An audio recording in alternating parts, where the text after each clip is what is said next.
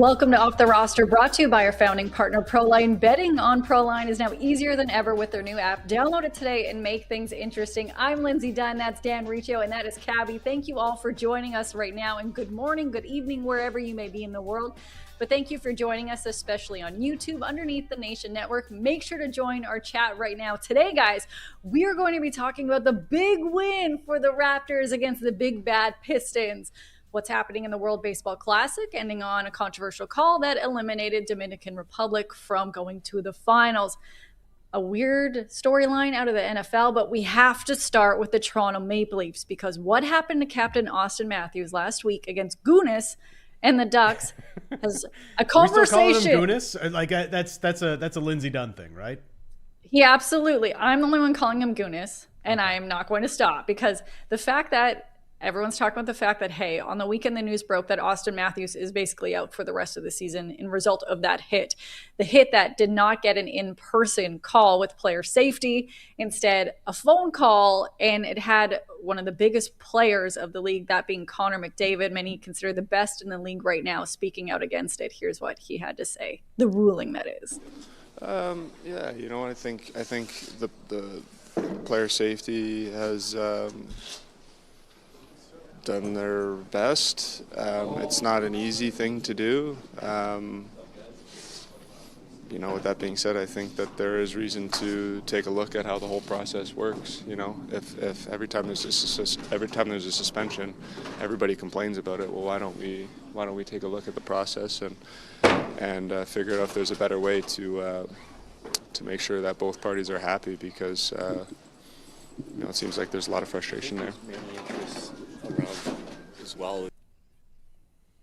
Dan, I'll let you react first. I mean, it's just so incredible, right? Like, Connor McDavid, much like a lot of hockey players, you know, Sidney Crosby, these guys, they don't tend to speak out all that often. So when they do, it's kind of like mild still, but it holds weight when somebody like Connor McDavid is actually calling out the league in this way. You know, it's like player safety does their best. Like, yeah, that's not very confident from you, Connor, who's also been suspended himself in the past. But as a star player, as the face of the league, one of the faces of the league, him saying that this isn't good enough has to have the NHL take a look inwards at how they are going about this process. And it just so happens the GM meetings are happening this week, and George Parros is going to have to answer for how he is handling the Department of Player Safety. And it looks like everybody involved wants a more thorough view of how things are done, because you can't have star players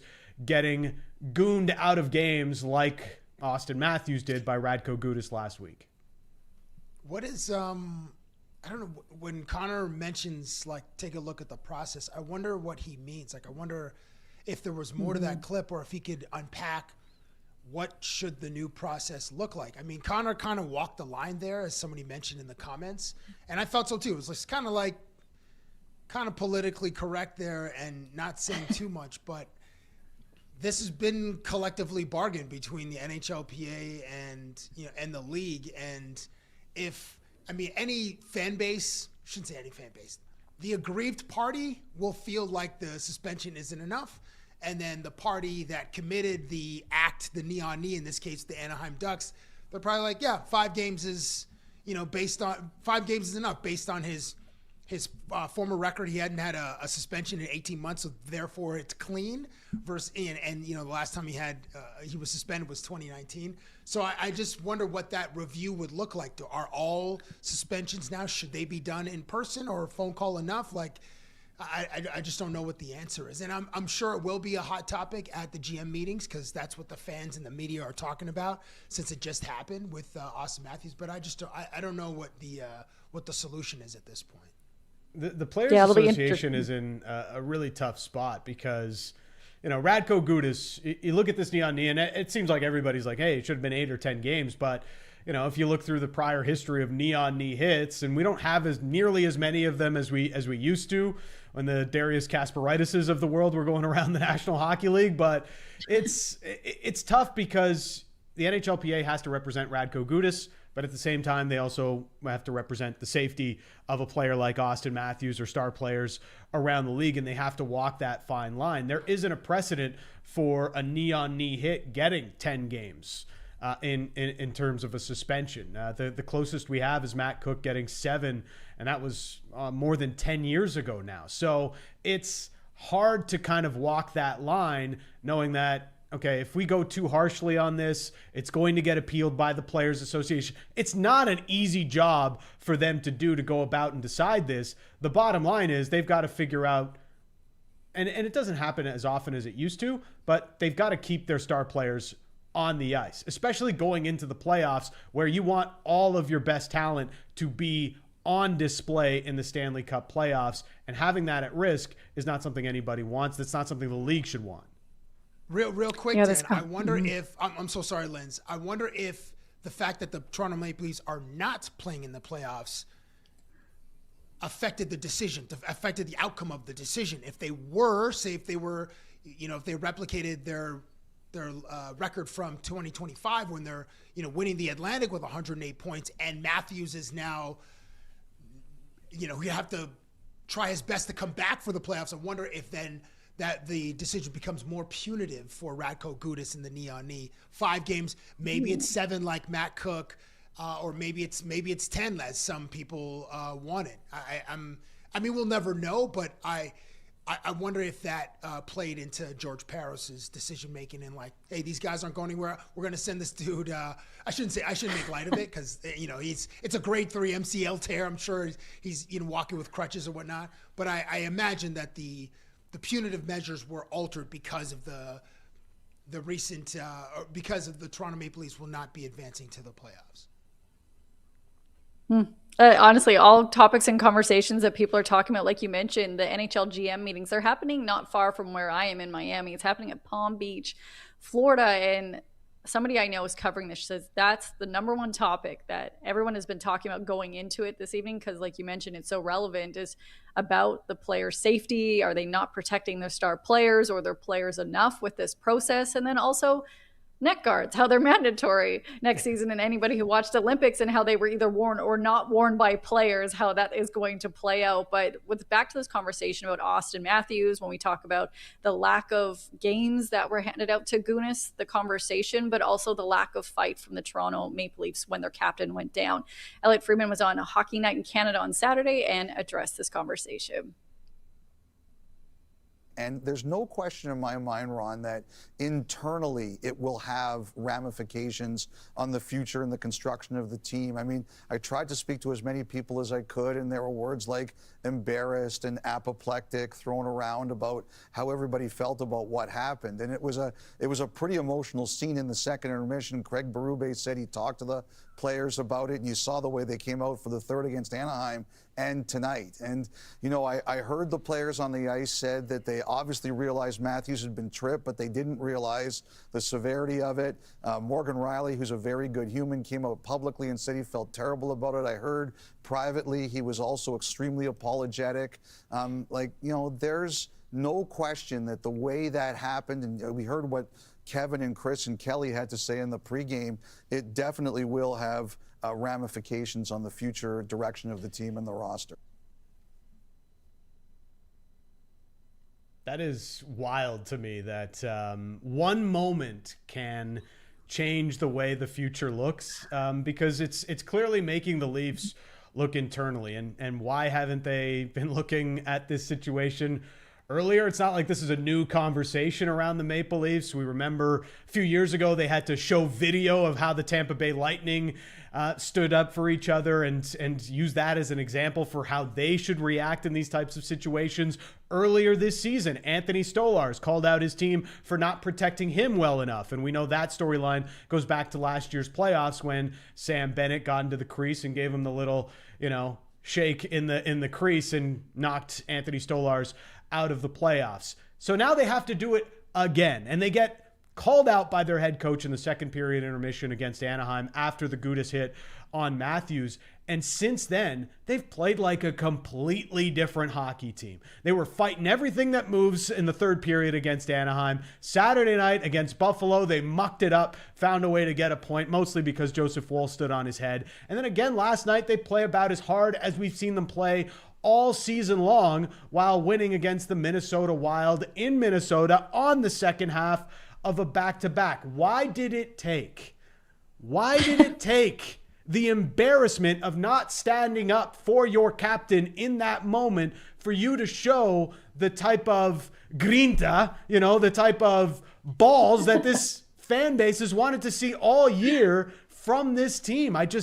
It's so frustrating. And we've got a question from German Fine Cars in the chat. Why does it seem like they play harder without their captain? They do play harder without their captain. Most teams do. They know they've got to stand up. I just want to know why it took this moment for them to look themselves in the mirror and say, we've got to be better. And given the history of this team, I'm only led to believe that this is a brief change of culture, a brief change of mindset, and that it'll eventually dissipate, because it has dissipated in the past when they've gone through these situations. This is why they need to look at the construction of this roster. This is why they need to look at how far these changes need to go to get the Maple Leafs back into a position where they can be once again contending for a Stanley Cup. Dan, a couple of things. One, these plays like these don't happen once a year or once every few years where your star player goes down with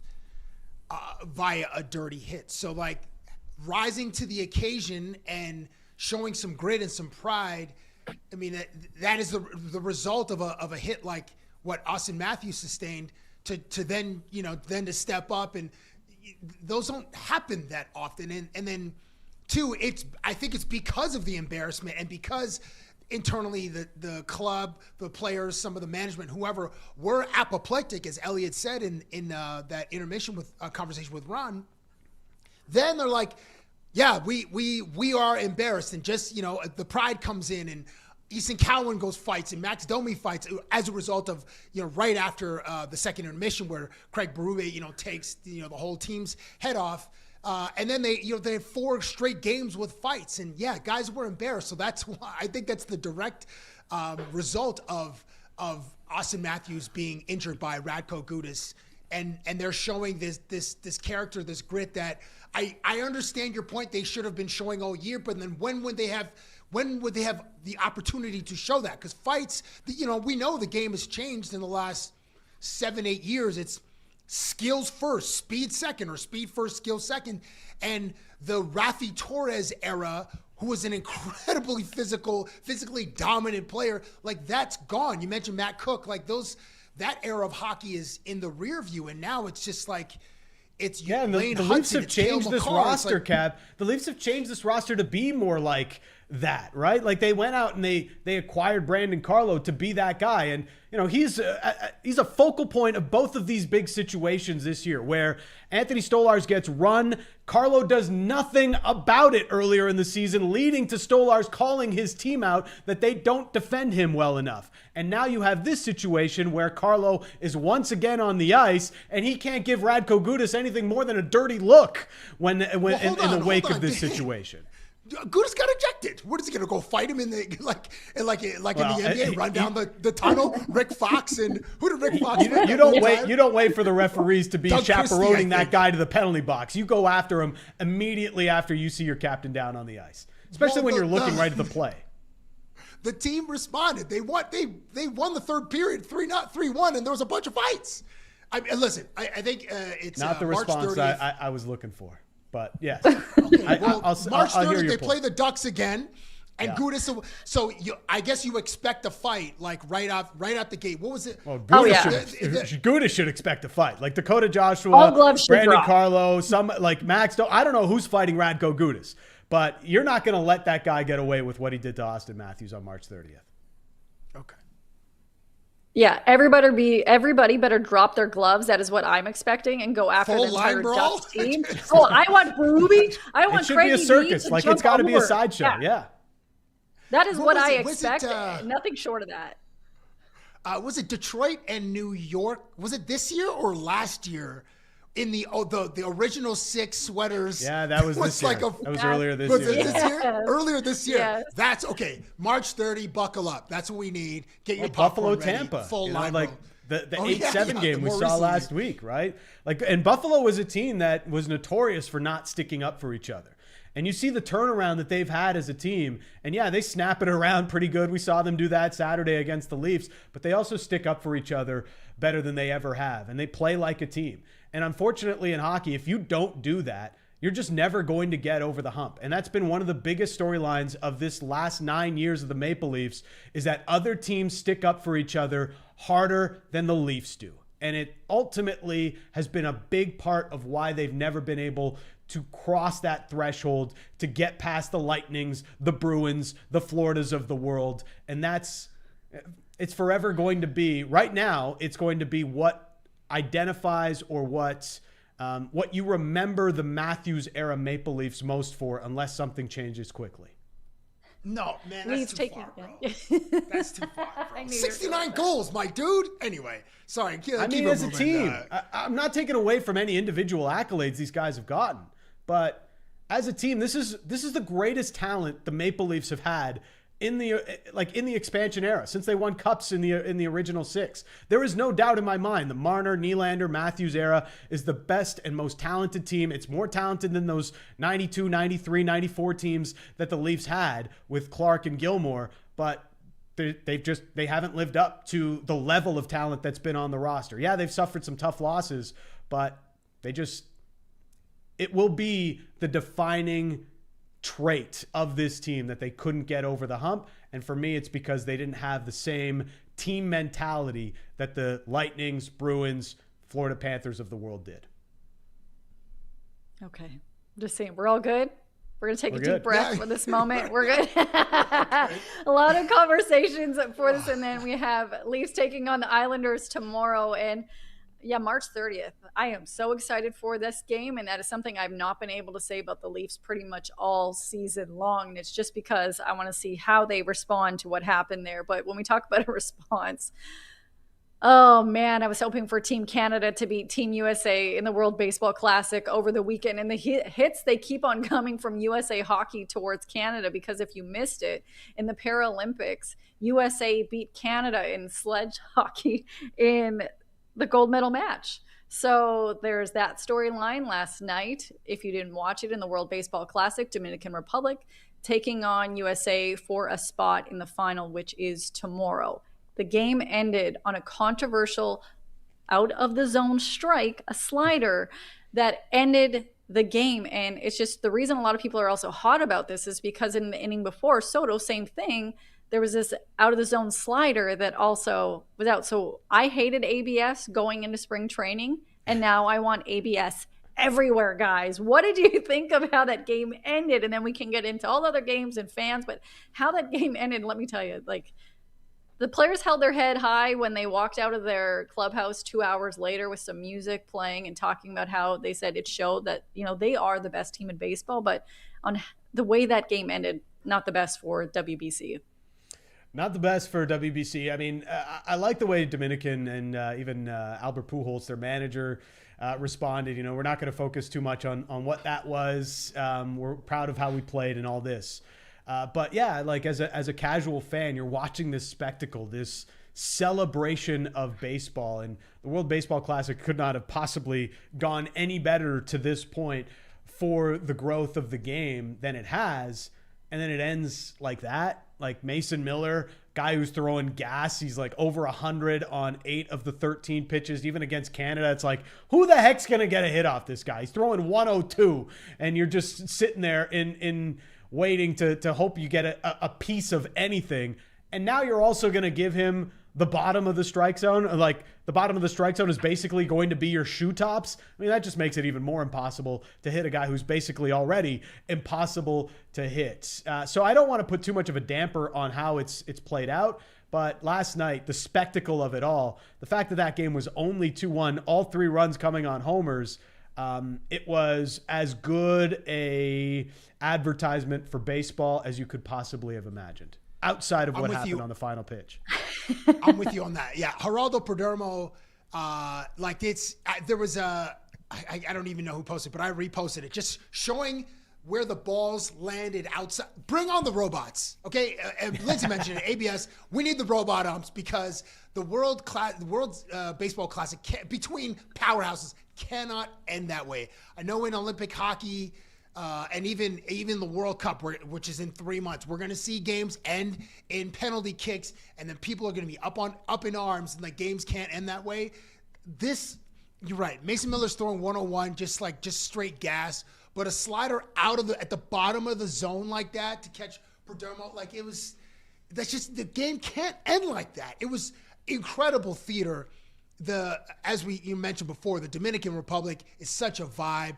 It had soccer energy in the building, and I love when who hit the first homer there? It was Junior Caminero hits it for more than half of the Dominican Republic is out of the dugout waiting to celebrate with their countrymen, put the black jacket on. And then when Gunnar Henderson responds with a homer a few innings later, 6 or 8 Americans come out. The celebration wasn't as big, but I love that. I mean, we're not going to see that in regular season baseball, I don't think, but I just love how the team comes out to celebrate with their guys. It's just the emotions are much higher because it's international competition. People are playing for the logo on the front of the jersey, but those two powerhouses, a 2-1 tight game was just incredible theater. And I hope that this tournament then sparks the desire to have major league players in uniform for the LA Summer Games in 2028. Because then, Olympic international competition is awesome. And when people can wrap themselves in patriotism, that just heightens the emotions for the players and obviously the fans too.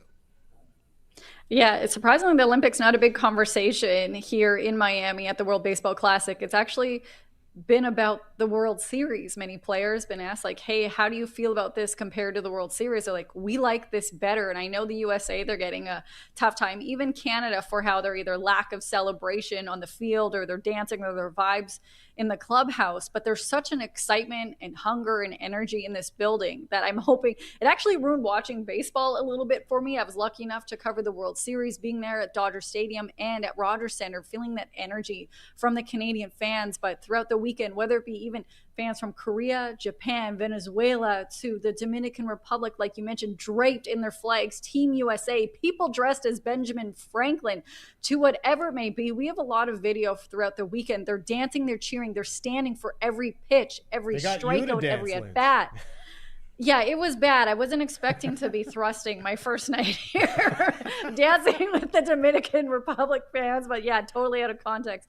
We have that on our social media. But the embrace and the fun rivalry between the fan bases and just how engaged they were reminds me of what we'll hopefully see at World Cup and that we've seen on TV. But to be in the building and feel that energy, the Dominican Republic fans around me that discovered that, hey, I cover Vladdy, putting flags on me, they're dancing, they're cheering, they're just so happy to be there and to cheer on their team that I love this tournament. We're just showing some visuals if you are listening, just how people came completely dressed up. There's signs outside that say what instruments are allowed and people have bongos. Look at Lindsay's dance moves. Yeah. Unbelievable. They're so bad. But the pride, and I also thought it was interesting because you see there, you have big oak jerseys. So there was obviously Team Japan. They are no longer in. They were the defending champs. So many people were wearing Ohtani jerseys or Big Oak. And I know if you follow us on social media and Off the Roster Pod, I just kept asking, why did you choose to have this jersey over what everyone would go with Ohtani? And their answer is he hits home runs.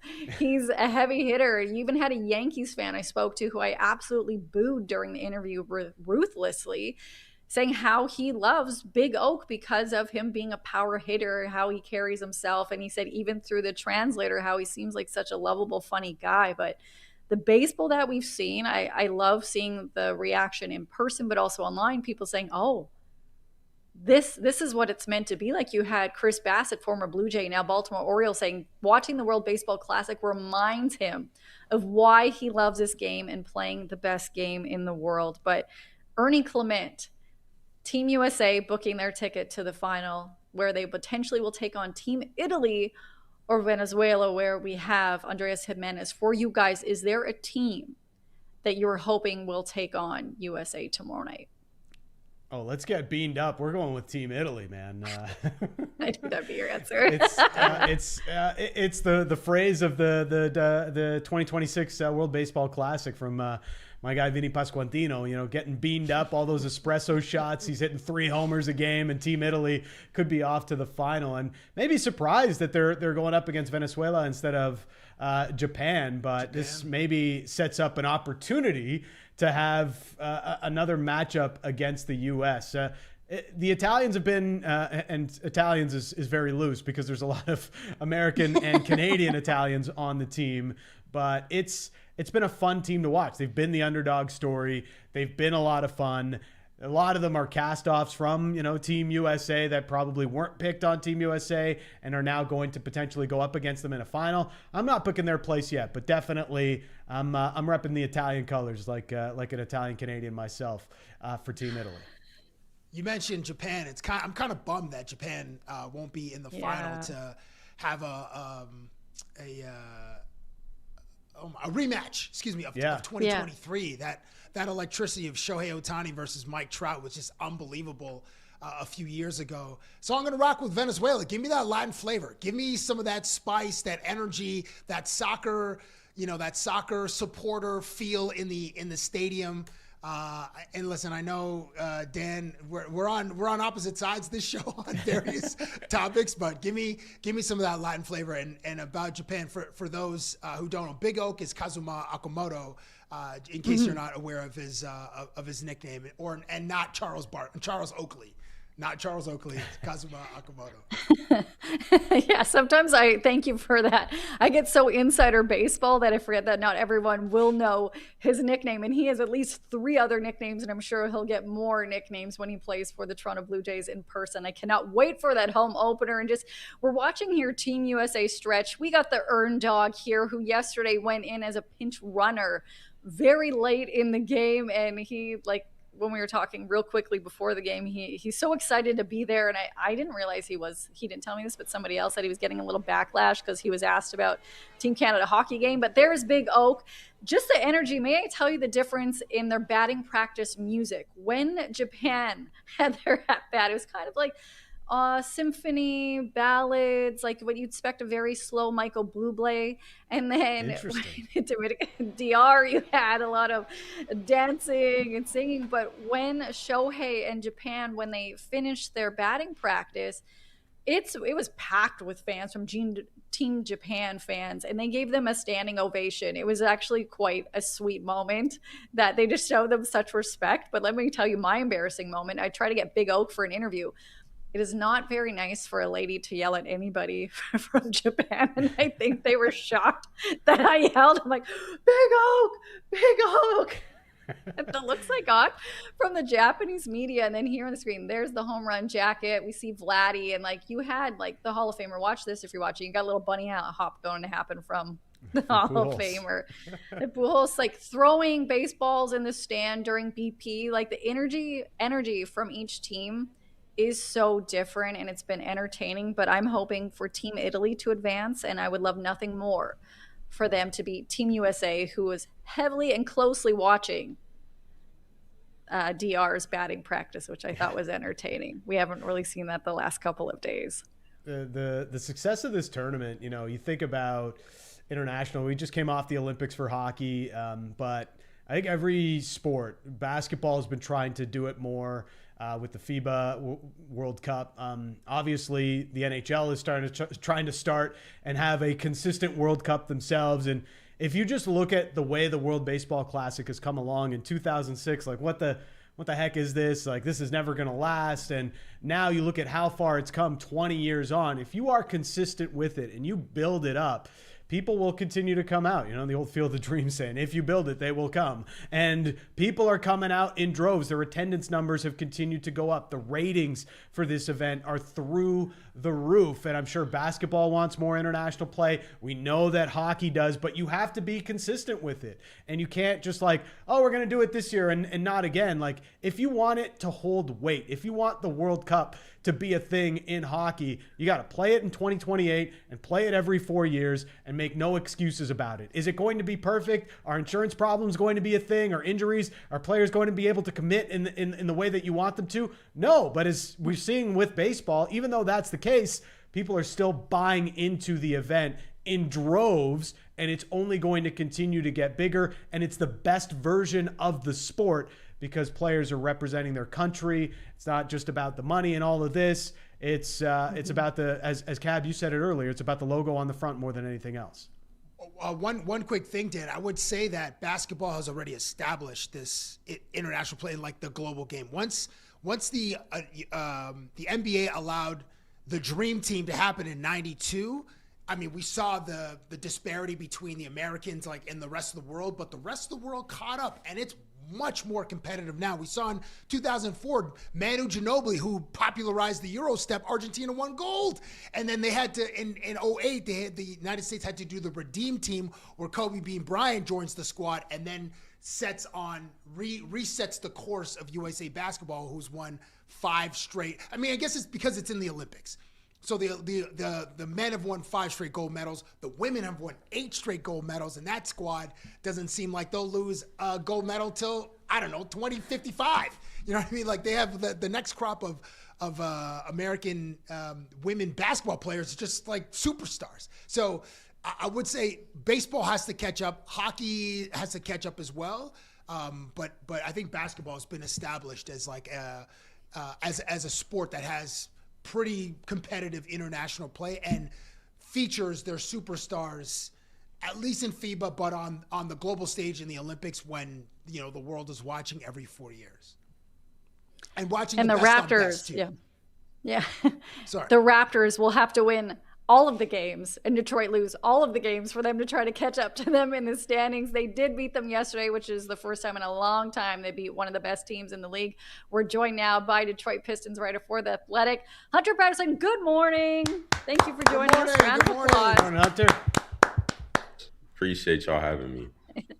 Oh, we're so happy to have you here and to talk about the Detroit Pistons, who I've been terrified to watch the Raptors or any team compete against this season. I just want to start off, I know it's a very generic question, but whether it be the fight that happened this season between the Pistons and Charlotte to just the record, what's it been like covering the Pistons and just the epic comeback that we've seen them have this year? It's been a lot of fun. I think there's an interesting contrast between the fight that we did see in Charlotte and just how genuine they are on a day-to-day basis. I think Stu especially, he's one of the most genuine people on the team. They're really a young group who you can tell enjoys to spend time with each other off the court, and they're just a fun group to be around. Yesterday in the game, the Raptors outscored the Pistons in the third, I believe, 34-17. As somebody that regularly covers this team, what do you think went wrong for the Pistons? I think that was one of the most lopsided quarters against the Pistons I can remember this season. And they're usually the team that's kind of imposing their will physically against a team in the paint, on the boards. But Jakob Poeltl was having his way on the offensive glass. There were a ton of second chance points that the Raptors were able to generate that the Pistons usually don't allow. And I think it was a battle of wills, and the Pistons just lost that battle of wills to, in a landslide, essentially, in the third. Mm-hmm. Yeah, it was, for Raptors fans that have wanted to see more wins against quality opponents, they were very happy about it. What have you made of the Raptors so far this year, Hunter, and what's been kind of an Eastern Conference that's still trying to figure out who the best team is? I think the Raptors are a bit slept on, personally. I'm a big BI fan. I think Scotty Barnes is someone who reminds me of Asar Thompson, or Asar might remind me of Scotty, just in terms of the stat sheet not always indicating just how impactful they are on the floor. And Scotty is easily one of the most versatile defenders in the league. He's very much going to be, I would say, in the conversation for Defensive Player of the Year. Jamal Shed has been extremely helpful with IQ in and out of the lineup. So I think the Raptors are a physical team. My colleague Eric Kareen put out a story, I believe after last night's game, just about how the Raptors could end up being last year's version of the Pistons, where they kind of take some teams by surprise in the postseason. So I think the Raptors are on the up and up, and I think Darko has done a really good job with this team. Yeah, it's nice. It's been interesting to follow. Yeah, it's okay, Cab. Jakob Poeltl being back, I think, helped. And you know, the Pistons they're a pretty physical team. They've kind of, I don't want to say they remind me of the 04 Pistons, but given how they've got a bit of that bad boy identity in them, don't they? Right. This Pistons team. Yeah, they definitely do. This is kind of like their rendition of that older team, but they're calling themselves the Dog Pound Pistons. And the Dog Pound is kind of made up of Stu, Jalen Duren, Paul Reed. Asar Thompson wants to be a part of it, but they think he's just a little too nice of a guy. So, yeah, they pride themselves on physicality and just being the tougher team than teams that they play against most nights. Hunter, good morning. Cabbie here. You wrote in an article on The Athletic this weekend called Pistons back rolling as they try to stay ahead of the Celtics in the Eastern Conference. Mm-hmm. So question is, Jalen Duren is officially the Pistons' second All-Star. And in your professional opinion, does he get more respect in the locker room for that All-Star nod, or for being the only 22-year-old on earth who looks like he can actually bench press the team bus? Probably being the only 22-year-old who looks like he can bench press the team bus. I think he's been respected in the locker room since I've been here, and he's someone who is continually finding his voice more. And I think the All-Star is a nice nod, but they're a team that really combats complacency well, and I don't think the All-Star is the end-all be-all. Well, I know that the All-Star isn't the end-all be-all for him, and it's not the end-all be-all for the team. They have spoken since media day about really wanting to compete for a championship, and I think some people at that time might have thought it was a bit far-fetched, but they're a team that really believes in themselves, and I think they've been bonded from a couple seasons ago, losing 28 games in a row and only winning 14 games on the season. He had a nice game against Toronto, 20 points, 11 rebounds on Sunday. In the same article, you quote Jalen Duren, and he says, we played soccer after we lost in LA to the Clippers, and we came out and we beat the Lakers. It's just a testament to the guys and the organization altogether. We understand what we need to do. We understand the mission. There's some learning, but there's not too much nitpicking. So I think it's just a testament to the growth of the team. Your best guess, who is the best soccer player on the Detroit Pistons? I heard it. Marcus Sasser. He was in the running for that. He's more compact. He's like 6'2", and he's pretty quick. Jalen Duren, I heard, was one of the worst guys on the soccer field that day. Bro's 6'9". That's like, it's hard. Yeah, it's hard to be agile on the soccer field that way. But Stu apparently was a good goalie as well. So some sleeper candidates on the team. Like that moment where Sasser drive Jamal Shed just like, give me that. Anyway, in another article, this is the last question for me. In another article you wrote in The Athletic, which is with the NBA season entering its final month, what is each team's priority down the stretch? This is from March the 14th.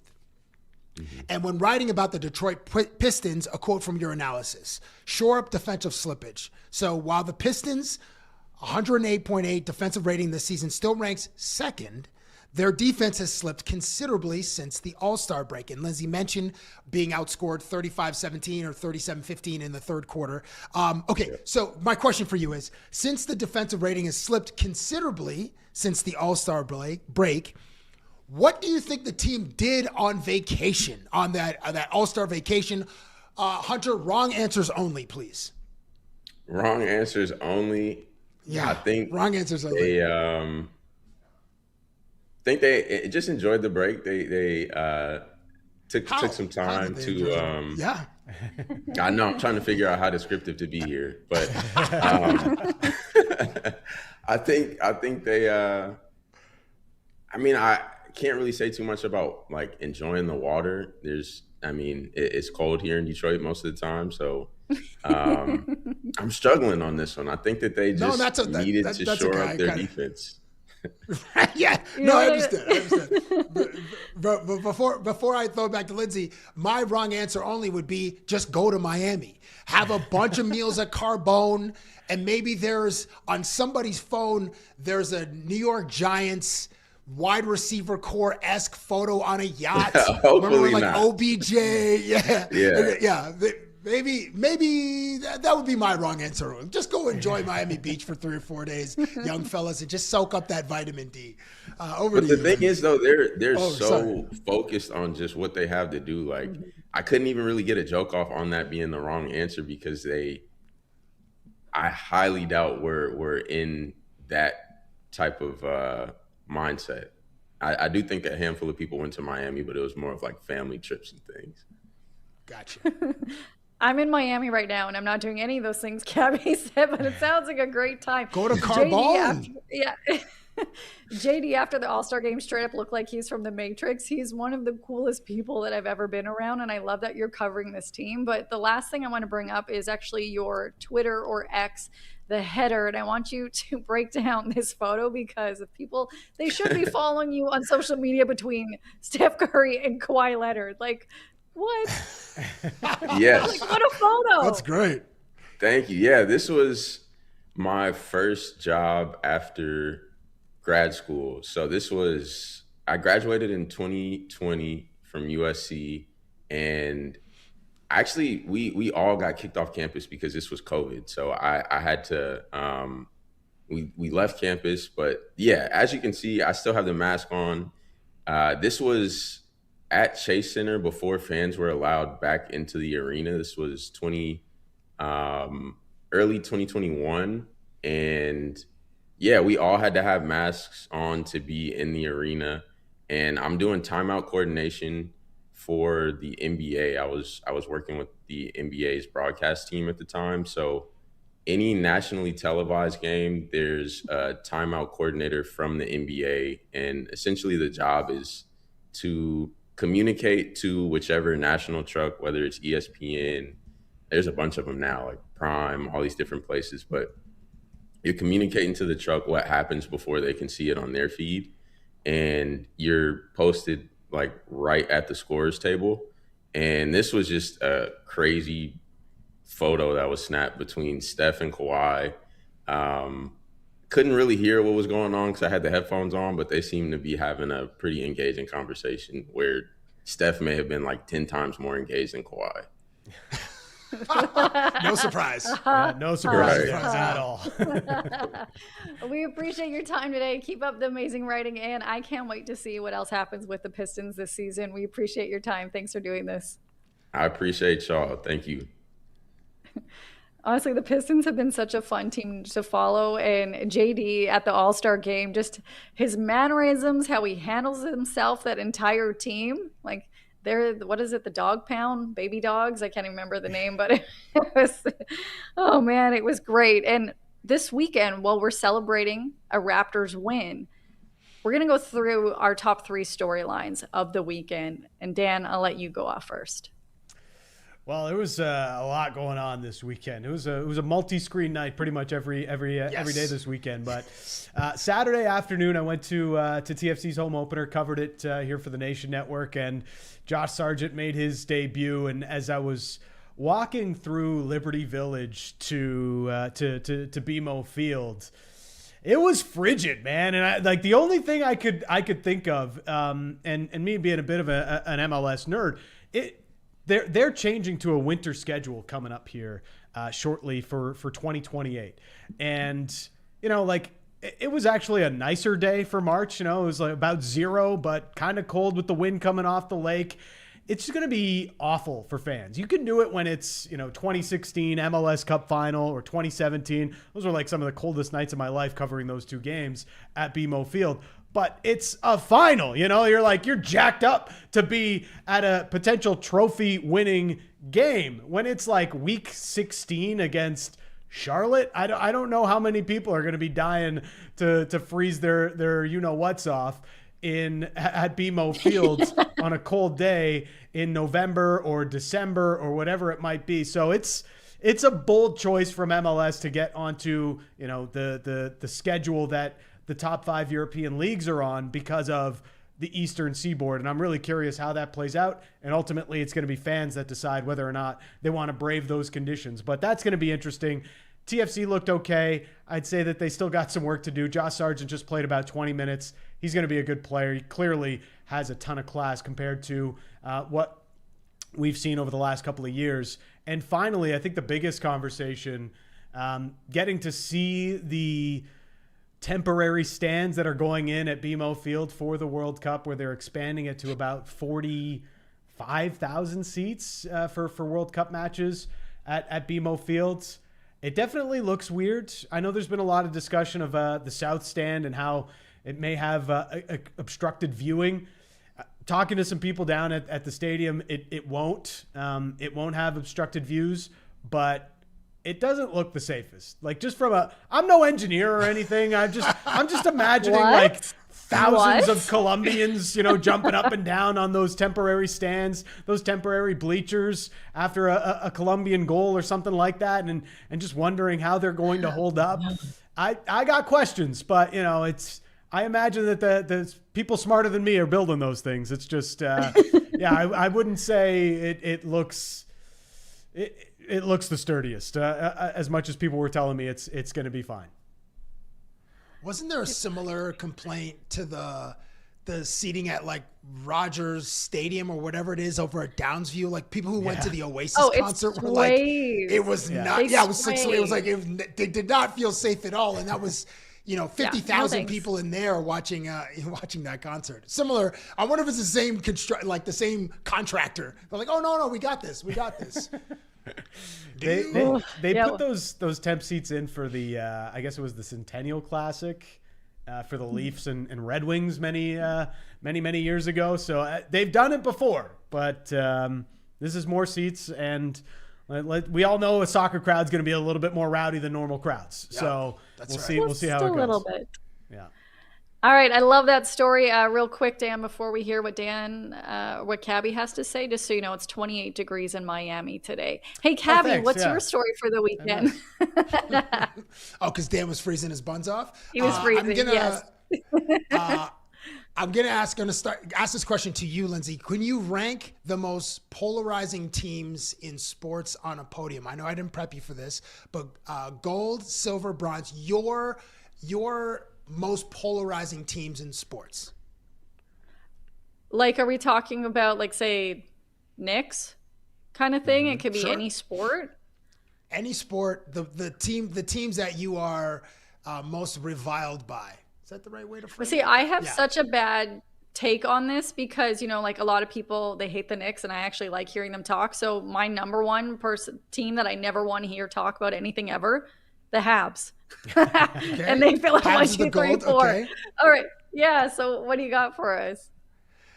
Okay. Well, America's favorite team to hate is back with an incredible squad. I'm talking about the Duke Blue Devils, who won the ACC tournament for the 3rd time in 4 years under head coach John Scheyer. This is without starters Caleb Foster, who's got surgery on a fractured foot, and Patrick Gamba, who's out with foot soreness. The Duke Blue Devils are the number 1 seed, overall seed in the March Madness tournament. and likely to have the largest share of March Madness brackets, selecting them as the national champions for the 6th time. Duke has 5 national championships and 6 runner-up trophies, recognitions. I'm not sure how to runner-up finishes. 2015 was the last time that Duke won the national championship, and this team is stacked and heads into the big dance with a 32-2 record. Their 2 losses, one came to Texas Tech. They lost 82-81 on a neutral site, and they lost 81-78 to North Carolina in Chapel Hill by 3 points. So 2 losses, 4 points total. This team is an absolute juggernaut. And the most famous players on the team, I'll finish with this, are Cameron Boozer and Caden Boozer, the fraternal twins of Carlos Boozer, who won a national championship at Duke and was an NBA player for 12, 13 years. So I'll start with you, Dan. Will you have Duke in your Final Four on your bracket or multiple brackets as they might play in Indiana in April 2026? I will fill out my bracket blind, but I will also not have Duke in my Final Four because I just can't do it. I just can't do it. If I am going to be betting on a college basketball team, it will not be Duke. So that's you're right on the polarizing factor. Like, not since the Christian Laettner days have I liked Duke. So. And you liked Christian Laettner and Duke back then in the early 90s? Yeah, that's a good follow-up. That's a good follow-up. I was like, what? Learning too much about you right now. That is, a lot of people heated about that. A lot of Duke haters, including myself, on this program. Same. Honestly, that just made me like, my blood start to boil a bit. I got it's warm in here. I'm like, I don't want to talk about them and the Habs. Same reaction. Now, most polarizing team though got to be the Dodgers, right now. Like they're being blamed for the incoming lockout, as Justin mentioned on the chat. Yankees too are on that list. Yeah. Yankees, I don't want to hear from those mofos anytime. They can. And probably the Patriots are probably like nobody wants to see the Patriots back in the Super Bowl, right? Like that's that's so true. those would be my 3 teams. Lindsay, what did you like from the weekend? I'm angry. I'm angry right now. I just think about I don't want to talk about the Patriots again. I'm so glad that they lost. I don't want to hear about the Yankees. I never want to hear them speak a word, and their lack of availability also to the media, and how some of them are complete jerk faces to their fan base for years who support them. But some of the fans I've met this weekend, I love a New York accent. It catches me off guard every time I hear it because it's so fun. This story is random. I'm not saying it's the best story of the weekend. It's just I'm guaranteeing we will never see a headline like this one, word for word. That's because 49ers defensive end Bryce Huff, who had 1 year left on a contract, announced that he's retiring at the young age of 27. When you hear that, you think injury or, maybe there was an issue with the team or he's just kind of over it. But no, it's because he's starting a company to fight lithium battery fires. Lithium battery fires. Oh. Yes. So I did any kind of research I could on this story. So I'm like, is this Onion headline? What is this? That's a thing. Yeah. Apparently they're quite dangerous. And then I'm like, oh, does he have burns from this? Does he know someone that was personally impacted from it? And in all of the articles, there was nothing about it. He had a statement saying the mission is to save lives and protect critical infrastructure as battery technology continues to scale. He goes on to talk about his retirement, saying that he realized something. Football has been his entire life, and he's played it since he was 4 years old. By the way, he won a championship with the Eagles, if people don't know that. He says he's capable of giving more to the world than just football and lithium battery fight. And fighting the fires against them is how he's now dedicating his life. I am sorry I'm laughing at this, but it is the most freaking random story of 2026. Did not have that on my bingo card. That's for sure. It is pretty random, but I wonder if because he played in San Francisco, he has exposure to a bunch of venture capitalists and a bunch of tech firms, and then somebody he knows somebody, and then they put him onto this idea. It's like, oh, this is a pretty good business right now. And also your football career is I don't know, anywhere between 2.5 years to 10, and only the greats can play beyond 10 years, 12 years. So he's like, this is my exit strategy. And it might be very profitable for the young man. And definitely living in San Francisco helps because there's, I can't say his name, but there's a basketball player who played. Anyway, there are opportunities to make a lot of money in tech for people that play sports in around Silicon Valley. It is a storyline that I'm looking forward to following. It's all good. It's all good. But another storyline out of the weekend that one made me laugh. I'm like, hey, you do you. If you have the money and time or whatever to go chase something and follow something and try to make a living and change something, go for it. But the one thing of this weekend when it comes to the Oscars that happened last night, I know many people didn't watch them, some did. Timothée Chalamet had a storyline going into it as he was nominated for Best Actor for his role in Marty Supreme. That he made those comments that were viewed as controversial about opera and ballet, basically how no one cares for them, no one watches them, and so on. Multiple people who vote for the Oscars were anonymous. Had the same issue earlier when I was trying to tell Dan this. They were anonymous and came forward saying that they didn't vote for him because of his comments on the ballet and opera, which a couple things to go to people who may not know the backstory of how people even get nominations.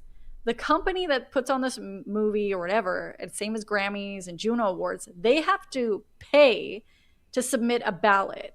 And then the actors or actresses or composers or directors, they do a giant press tour to try to keep their name in there and, woo the Oscar voters. And the fact that these mofos admitted that they didn't vote for him and nothing to do with his acting because they didn't like his take about the opera and ballet, you should not be able to vote because that's like this outside political crap that has nothing to do with the art of what he was actually doing. And it just is one of those things where I'm like, I hate the world right now.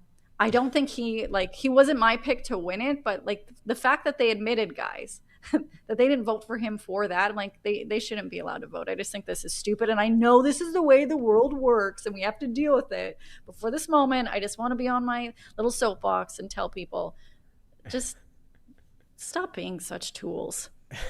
That's my story. That's legendarily petty. For a reason not to reward this guy for his work. And Verk mentioned it last week that the ballots had to be, he made the comments within the week that the final Oscar ballots had to be submitted. So it was, I don't know, say he makes the comment on Thursday and then that controversy builds steam and then the ballots are submitted Sunday. So as you mentioned, Lindsay, some anonymous voters are like, well, bleep this guy because he's demeaning other artists who aren't as celebrated as movie stars, people in ballet and people in opera who are just as talented as artists. It's petty, but I suppose, I don't know if he was, they never released a final tally NBA All-Star Giannis got 2 million votes and Luka got 2.1 million. We never know how many people voted. So, but it's I'm sure on his press tour for Dune 3, Timothée Chalamet will be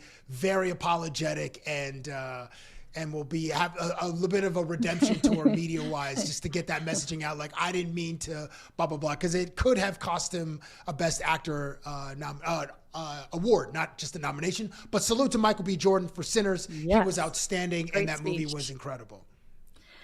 Great speech as well. Hey, Dan, what do you think of the host of the Oscars?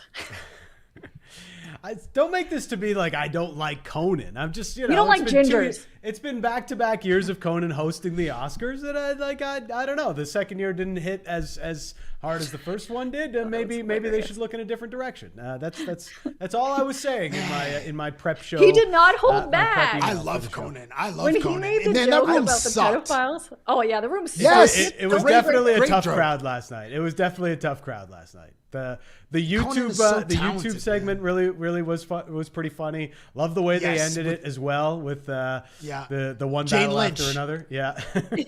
Sorry. I was talking about the flashlight. The flashlight joke with Jane Lynch was great. But I don't know.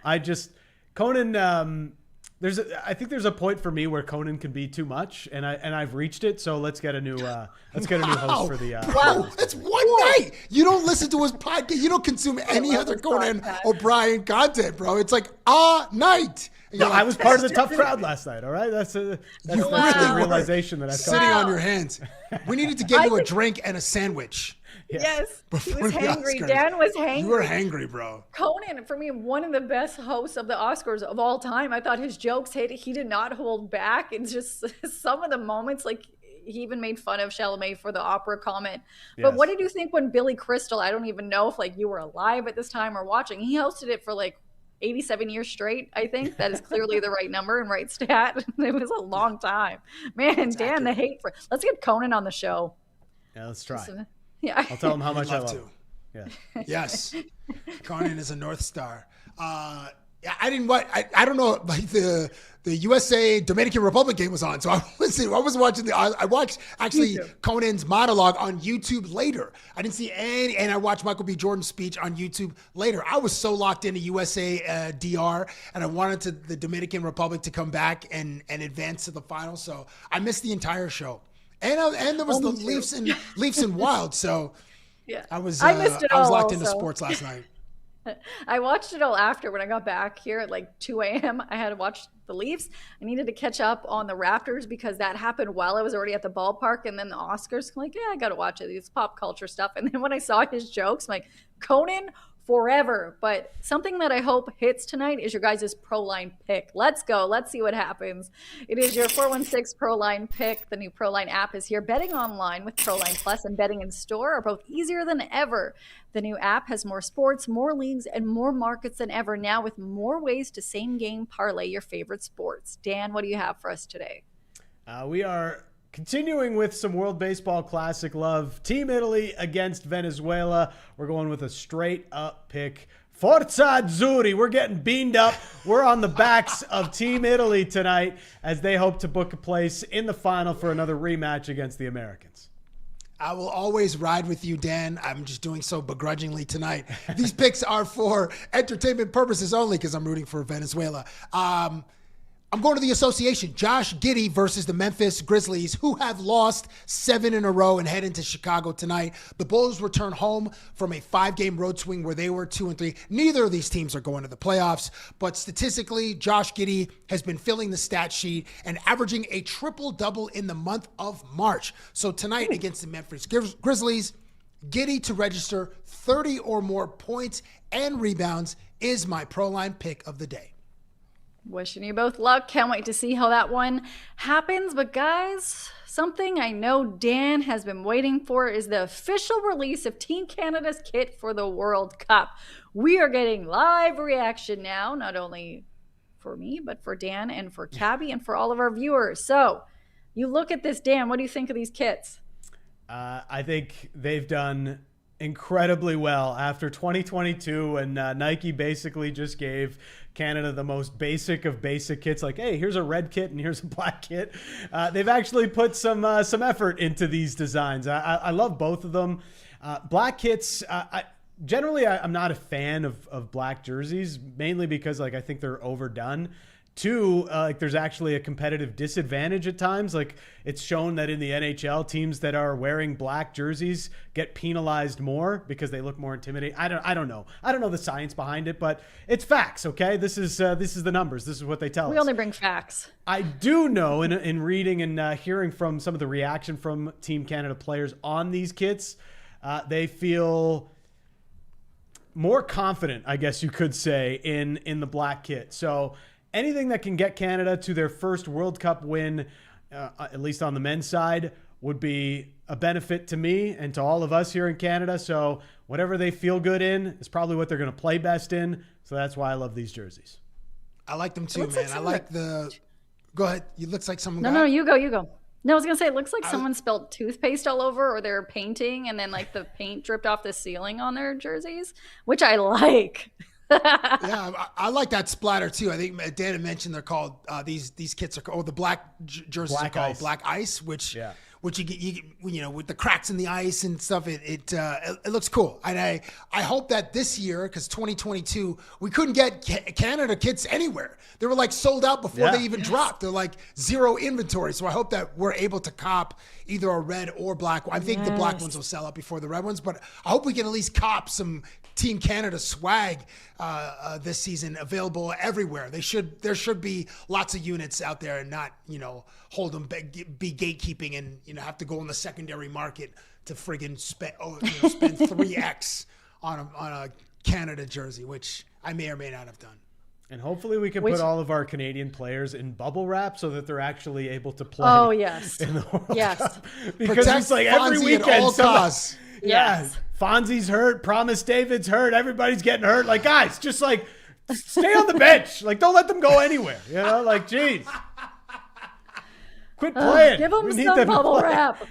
We need them to play at the World Cup. Oh my gosh. I love that. I love that Cabbie spent 3x on an off-market jersey for Team Canada. I'm here for that. Yes, may we not have to do this for the upcoming World Cup. Let me tell you, though, for the World Baseball Classic, so many people selling jerseys out of the back of their vehicles or shopping carts for a very nice American dollar. But we'll have more World Baseball Classic conversation tomorrow. And we're going to talk Toronto Maple Leafs, and we're having former Raptor CJ Miles on the show. You'll want to stick around for that. Thank you for joining us on Off the Roster. Hope you enjoyed this video. If you want more Off the Roster content, make sure to like and hype this video and subscribe to the Nation Network YouTube channel.